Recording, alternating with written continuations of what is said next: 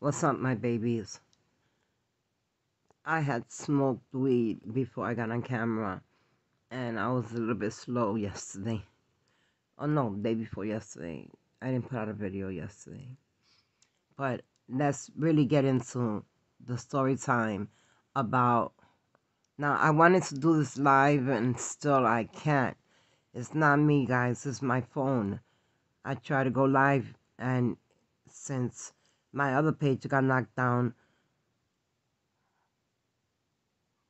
Oh, I didn't see the um whatchamacall that. Anyway, don't worry about it. Anyway, let's talk about the first time I did cocaine. Because I was slow. I had smoked and like 3 blunts. Everybody lit up and we were smoking, so I was stoned when I was talking. But I'm good. I'm not. I didn't smoke this morning. I might later, but not now. But anyway, guys. So let's talk about it. Alright, so like I told you, I went up in his spot and I became the top notch bitch, and I fucking did. And I ran that place for years. And the whole time I felt so bad because my um my I call her sister, my best friend sister, um she wanted him, and it became a fight to the death for him. It really did. She was mad. She wouldn't talk to me. All the girls were mad. They were all mad at me. Why? Why were they mad at me? They were mad at me because they couldn't go in and hang out at his spot anymore because I was there. And then I call her my sister. She tells me, I brought you here. I brought you here. I'm like, yeah, and she's like, I was introducing you to them, but I never thought you were gonna go with the guy that I wanted to be with. I never even it even crossed my mind until I realized she was into him. Now, why, if you're into him, why are you gonna come to me and tell me I got some guys that want to meet you? Hmm? Why? Why would you say that? So, if she had guys that wanted to meet me, these guys wanted to meet me. So, sorry, what do you want me to do? And anyway, let's talk about the first time I took a bump. Oh my God. I told you guys already that I was running around. Well, what it did to me was it made me clean. I would take a bump and I would clean the whole house, and then at the same time, I'd be drinking. So I'd be fucked up. By the time he opened his spot, by the time he closed his spot, I was already fucked up. I took a bump. After I took that bump, I was no longer scared of it. And so I would be cleaning and all kind of shit. But when I took it, it was like I had to run around. Cleaning was my number one. Um, then I would sit down and call a couple of girls to come over, and they would come over, and we would go dancing because dancing was the shit. There's nothing like being in New York and going out dancing.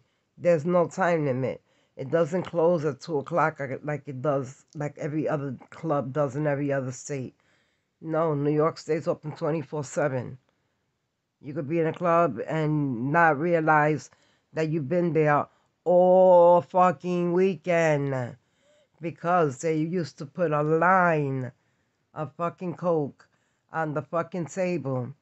They used to put a line, and a big line, and everybody would take a bump from it. Right there, right in the open. We weren't the only ones doing it. They were doing it, everybody else was doing it too. Back in the day, nobody gave a fuck except for. Let me get into a story with you guys. I ended up cheating on that man, and I ended up cheating on him with his brother. Oh my God. Oh my God. So I cheated on him with his brother, and me and his brother were going to the Yankee Stadium hotel, I'm sorry. At the Yankee Stadium, they have a hotel. It has jacuzzis in it, round beds. The bed goes around in a circle. I mean, I don't know if you ever been to the Yankee Stadium Hotel, but it was right around the corner from us. So on 161st Street, on call that, Grand Concourse in the Bronx, and it had a hotel. And his brother had asked me to meet him at the hotel, and I'm like, should I do it? He's fine. I'm like, should I do it? And should I go meet up with his brother? And fuck yeah, I did. I fucking did. I went, I met up with his brother, and his brother was telling me, oh my God, from the day I met you, I saw you, I wanted you. And I was looking at him like, damn, he is fine, but, I'm with his brother. But that didn't stop me. We went inside, we started getting fucked up, we took a bump each, and then we opened a bottle of Remy Martin, because they loved Remy Martin. They loved Dom Perignon. They loved it. So they always had a bottle of Remy Martin and a bottle of Dom Perignon, one or the other, or both at the same time. So now I'm drinking Dom Perignon, and I'm also drinking Remy Martin. So his brother takes out this big thing of Coke, and he's like, here. And he throws it in my pocketbook. It was like, maybe like 2 8 balls full. And an 8 ball, I don't know, because not everybody tried cocaine when they were young. Just us crazy bitches. But if you try it, it's like it makes you run around, it makes you clean, it makes you cook, and then it just makes you. I'm telling you, it made me feel good. I loved it. I really did. I loved it. And forget it. After that, he would come to my house in New York, to where I lived at on the 19th floor. He would come to my house and he would whistle in the hallway. And believe me, I got a taste of what I did. Okay? And I'll tell you about that. I got a taste of what I did. Since I cheated on him with his brother, though he never found out. But I got a taste of my own medicine because he cheated on me with my friend. And yeah, like I told you, my friend Brenda K. Starr, the singer, and my sisters, I was sleeping. I was right now, as a matter of fact, I was pregnant. I was pregnant, not with my second daughter. I had a miscarriage. I was pregnant from his brother. And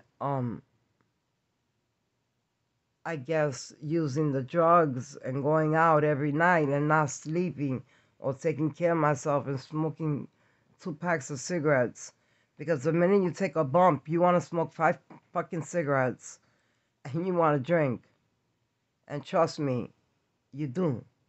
You do want to drink And it's not like you could take a bump and not drink. Nah, I had to drink. I had to even it out. I didn't want to get too high, so what I would do was balance it out. I would drink and then take a bump, and then drink and take a bump, drink and take a bump, and it just went on. It went on for years, and I told you guys I would never lie to you, and I'm never gonna lie to you. I told you I got my past. I'm old. I may not look it because I don't look my age. People be like, damn, you know, I've had guys tell me, think that I'm 37 years old. I wish I was 37 years old because there would be a lot of things that I would have changed. But it didn't go that way. I went the route of where the money was, the drugs were, and as long as I had a bag of drugs in my pocket, I had a harem of women behind me. Wherever I went, I was never alone. Never. I couldn't go anywhere because my friends were at my door at 9 o'clock in the morning ready to party and ready to go out. And we used to go to 42nd Street when it was bad and they had the movies for $1 and you would go in there and the movies cost $1 and they were like old time movies. But you would go in there, take a bottle with you. That's what I would do. While my man worked, what I did was take a bottle, buy a bottle, put it in my purse, and take a bag of fucking Coke with me and go to the movie theater because he was working from 2 to 2. Well, it was his spot. He didn't have to be there, but he didn't trust nobody. I wouldn't trust nobody with all those drugs either. Now, some bitch became a snitch. I don't know how, but she did. I don't know what happened, what we did to her to make her turn around and become a snitch.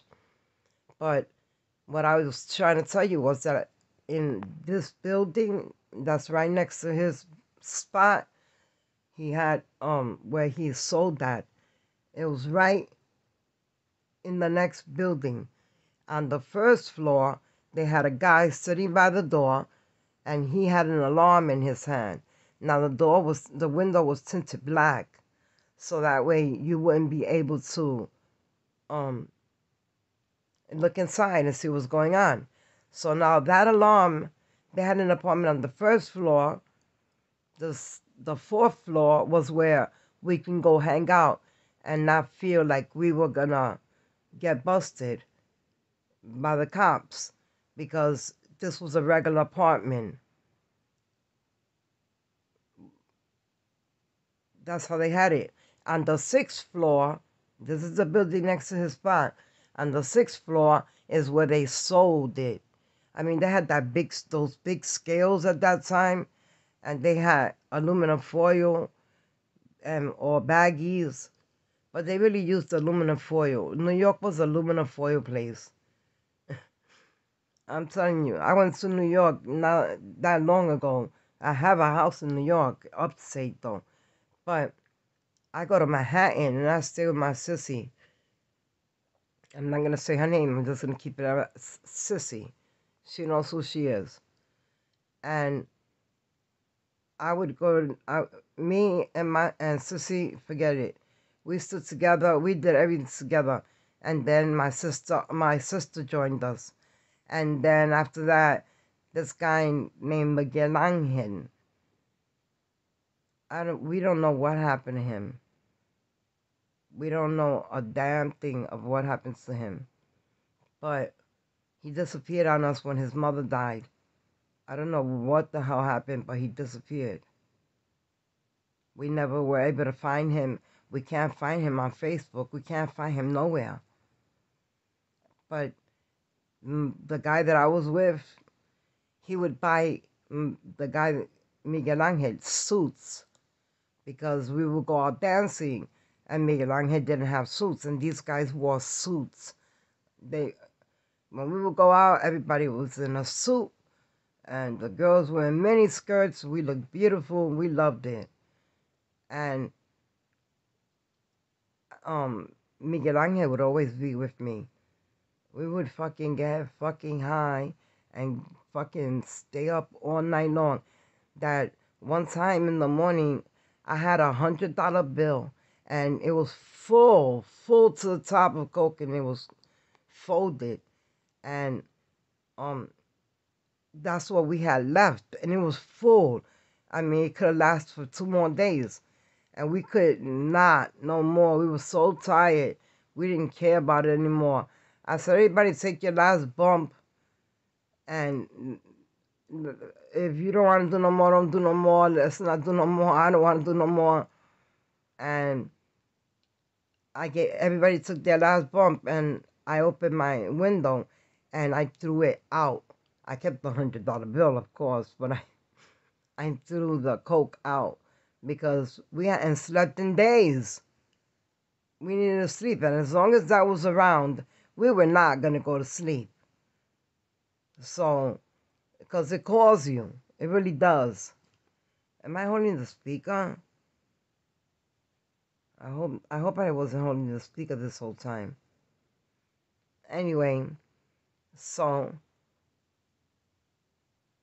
Miguel Angel would always be with me. We would go everywhere together, to the movies, just downtown, uptown, to his spot. We would hang out there. So on the 6th floor, they dealt the coke. So we would be on the 4th floor, and he would sit with me on the 4th floor, and we would fucking party and talk and laugh. And boom, the alarm went off. And the next thing I know, he's grabbing my hand. Everybody's running out the fucking door on the 4th floor. And they're like, just chill and act like we're going out. Everybody grabs somebody's hand.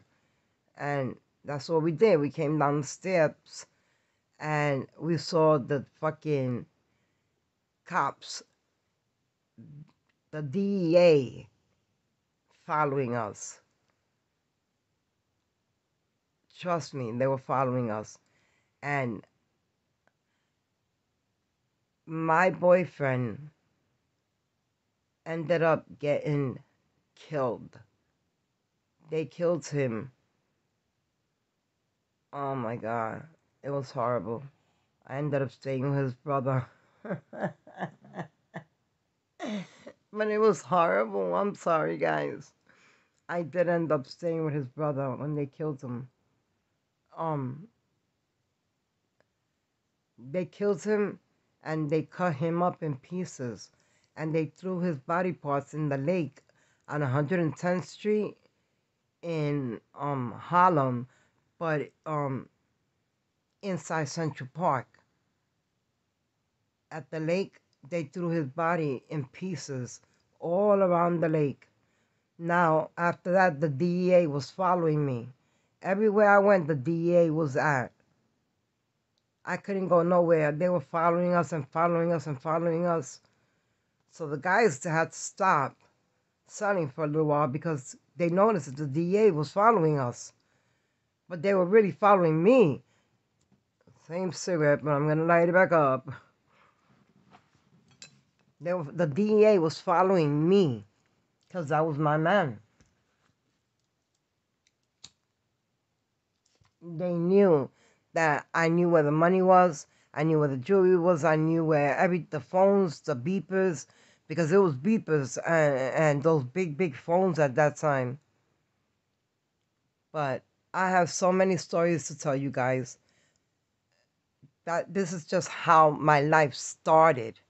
I got pregnant at 15. Well, going on 15. Remember, I was sexually abused. And now I find this guy that was incredible. And I had got married. I was young. I got married at 15. My father walked me down the aisle of his own, not his church, God's church, but of the church. And he married me. I stood married for 25 years, but I didn't stay with him for 25 years. I think we lasted maybe 3 years after that. I don't know. And it was all my fault. I cheated on him. I was the biggest cheater there was. Of every fucking body, wherever I went, all the guys wanted to talk to me. So I would end up.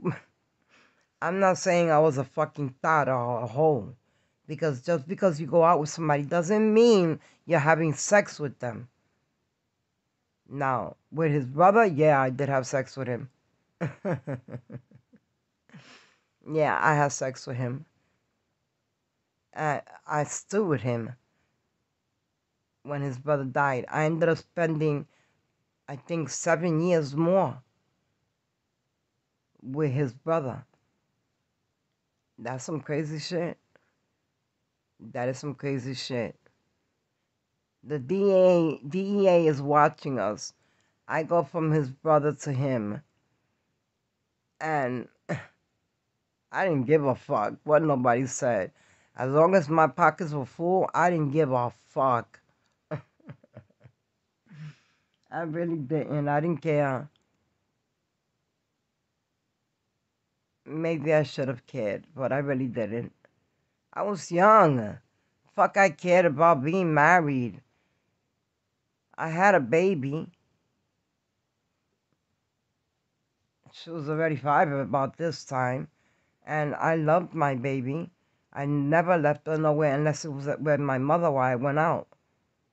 I loved being a mother. I loved all my 3 girls. They're beautiful. One came out with curly hair like me, but I straightened mine. The other two came out with one. The other one came out with curly hair like mine. She has it so long. Ciara, oh my God, her hair's so long. And Mookie, well, that's my daughter Natasha. Well, she has short hair, curly. But my first daughter has straight, dead black hair. Straight. But all 3 of them have beautiful hair. Anyway, let's go on. So I can tell you how I met my daughter's father. My 2 daughters' father. And I'll be telling you that story maybe tonight. It's up to what you guys want. Because I can do story time every day and keep you guys intrigued for the next fucking 8 years. Trust me. Anyway, I'm going to let you go.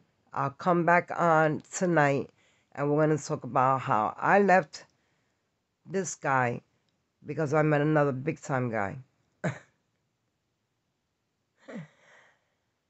Oh my God.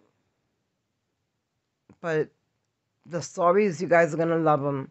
So it doesn't matter. But anyway, the DEA ended up watching every move I made. So I have my pockets full of cocaine. The other pocket, I mean, bundles of money. Bundles of money. They would follow me to the movies. They would follow me to the park. I would take everybody who did blow. I would take everybody with me to Central Park on 91st Street. It's called the Wooden Park. And we would sit in the Wooden Park and we would fucking just boom, boom, hit the bag and stay there. And in the summertime in New York, y'all know the sun takes forever to go down. At 9 o'clock is when it starts going down. And we would love being high, but we love being high at night. We hated the daytime. We didn't like to party in the daytime. We liked to party in the nighttime. And then daytime would hit, and we would keep on. Like I told you, we would start Friday night, and the next thing we know is Monday morning.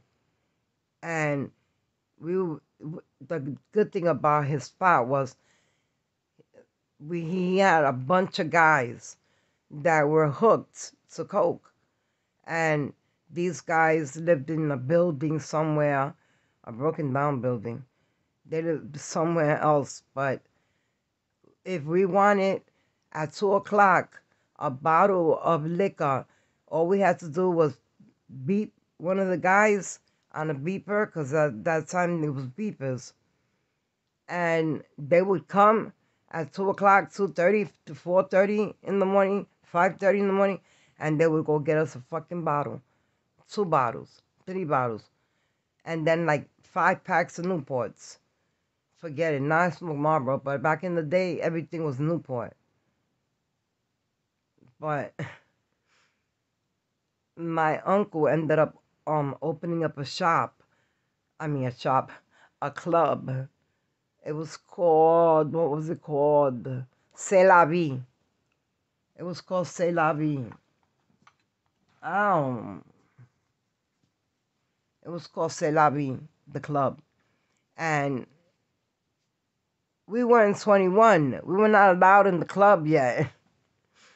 But we would go to his club, and not that, we call him Daddy because there's this girl that I can't fucking stand. And I came from New York over here, running from my daughter's father, who was an abusive man.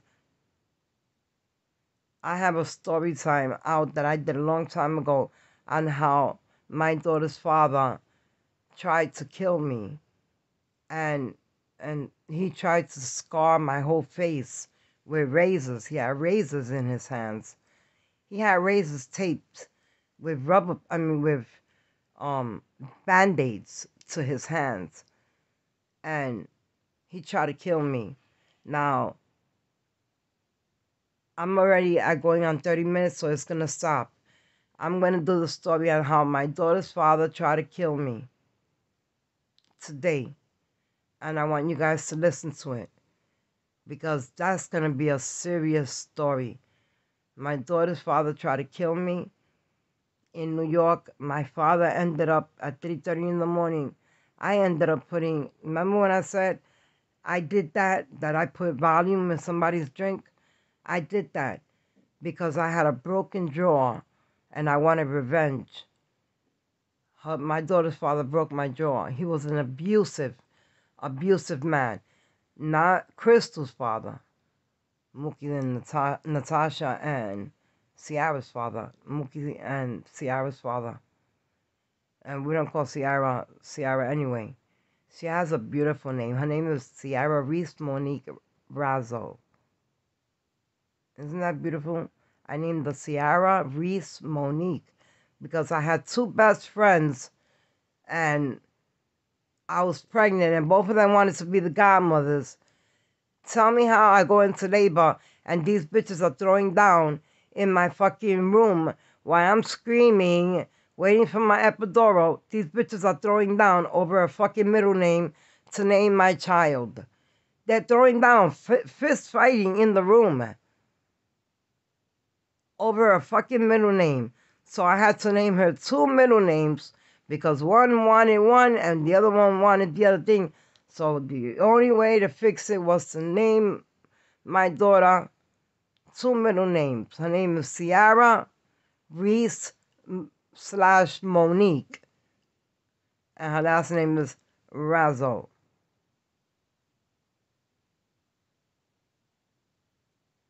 Razo. Razzo. Razo. So I'm proud of my girls. None of my girls ever did drugs except for Mookie. She smokes weed. My time limit has hit, guys. I'm going to have to let you go. But I'll be back on. I'm going to upload this and I'll be back on later on. But right now, I think I'm just going to go ahead and go and start some breakfast. My granddaughter's over and I'm going to go start some breakfast. I'll come back, upload this, and come back on with a story on how my daughter's father tried to kill me. And that's some serious shit. Trust me. And he kidnapped my daughter. 11 days.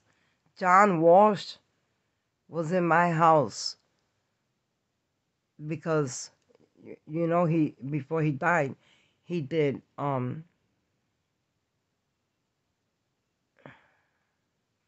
whatchamacallit, what was that show called?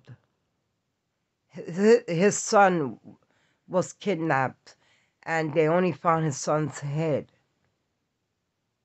So he was an advocate now for children, and my daughter was missing for 11 days. Thank God I turned my face. I'll tell you about it. Thank God I turned my face. Otherwise, he would have slashed